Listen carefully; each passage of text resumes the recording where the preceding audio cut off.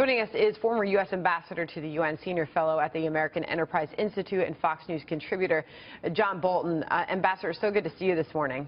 Glad to be with you. All right, so that speech, it was lengthy, it was wide-ranging, and it is causing a lot of reaction both last night and still this morning. What were your thoughts on it? Well, number one, who cares what John Kerry thinks? His administration is about to become history, thank God.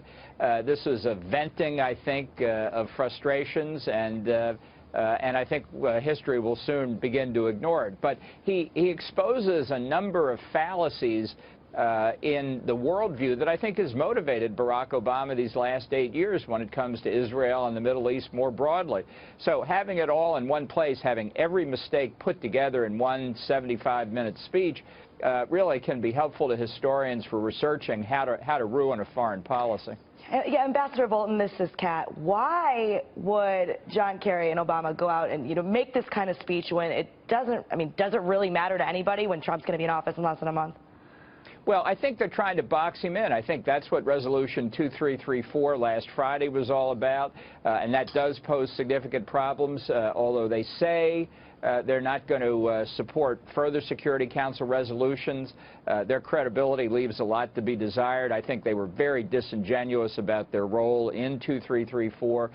So there's a reason for concern between now and the 20th of January. And I think also it's a measure of the kind of harassment we're going to see from Barack Obama when he leaves office on the 20th of January. He's going to leave, but he's not going to go away. Fair point. Everybody is wondering how much we will hear from him after his terms are over. Ambassador, that being said, you just wonder how much damage has been done at this point when you say that they're trying to box Trump in. I spoke to Alan Dershowitz on the Kelly File last night, and he said the peace process in Israel has been set back years. Your thoughts on that? Well, I think what a lot of people in the United States, particularly Barack Obama and John Kerry, don't get is that there's been a massive shift of opinion in Israel over the last 4 or 5 years. And I think what it indicates is they don't really intend to accept a settlement that leaves terrorist states on their borders. So the fundamental premise of John Kerry's speech is, well, if you have a one-state solution, Israel will be demographically overwhelmed by higher Arab birth rates, or the only other alternative is a two-state solution, is just fundamentally wrong. There are other solutions. And I think that's what we need to look for now, because the two-state solution, the near religious mantra that the Obama administration has been voicing these last 8 years, is empirically impossible to achieve. So if you want peace in the region, and I think the Israelis do, you better look at other alternatives. Ambassador Bolton, Mike Block here.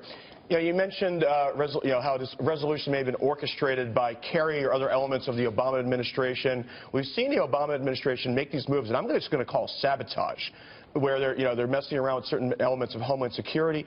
He has a few weeks left. Is there anything else you're particularly worried about that this administration might do to make things more difficult or just prove some sort of juvenile points here? It looks like that's what we're seeing. Well, I think later today, at least according to the forecast reports, we're going to hear the Obama administration's proposed sanctions against Russia for its hacking of our election, or its efforts to interfere in our election.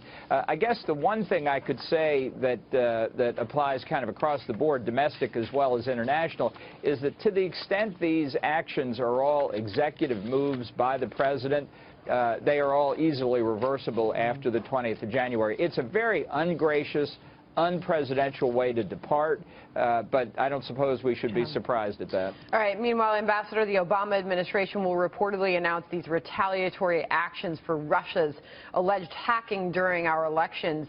Sanctions, indictments, restrictions for Russian diplomats were some ideas that have been tossed around. According to published reports, Trump was asked if government information on Russia should be made public yesterday. Here's what he said.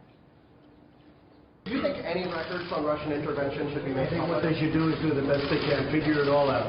Figure it all out. Ambassador Bolton, do you think that retaliating against Russia would stop this type of hacking? Well, I think absolutely that should be our goal. And well, we'll have to see exactly what the Obama administration proposes, and there may be some things they do that they're not going to make public. I think you can see already they have fundamentally misunderstood the nature of the threat. They're responding with sanctions as if this is some kind of legal violation. If, in fact, the Russians did try and influence our election, this is an attack on the United States. It's an attack on our Constitution by whomever did it. And it's just as consequential potentially as destroying dams and bridges and roads. So if it's an attack, this warrants really a kind of military response, not necessarily in the use of active military force, but understanding we're not talking about somebody who knocked over the local Starbucks on the corner. It's not a law enforcement violation in that way. And what we've obviously failed to do over a sustained period of time is build up structures of deterrence in the cyber world that convince people not to do it. So I think the retaliation has to be much more than sanctions. I understand, obviously, there's some things you don't disclose before you do them, and maybe even some things you don't disclose after you do them. But I think there ought to be a sufficient retaliation against Russia, not a proportional response, a disproportionate response that ultimately we can announce. So the whole world knows if you try and affect the United States electoral process, you are going to pay a very steep price. We can impose that cost, and you better think very long and hard before you do it in the first place.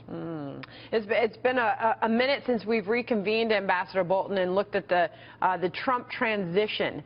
How do you think it's going? I mean, here we are just a few weeks out from the baton being passed. Well, I think by all the statistics that we can see, they're on track or ahead of most other transitions. It's always a tumultuous period. I've been involved in transitions going in and transitions coming out. It always looks hectic. It is. But I think as January the 20th approaches, it tends to concentrate people's attention. The new Congress will come into session next week. Confirmation hearings will begin.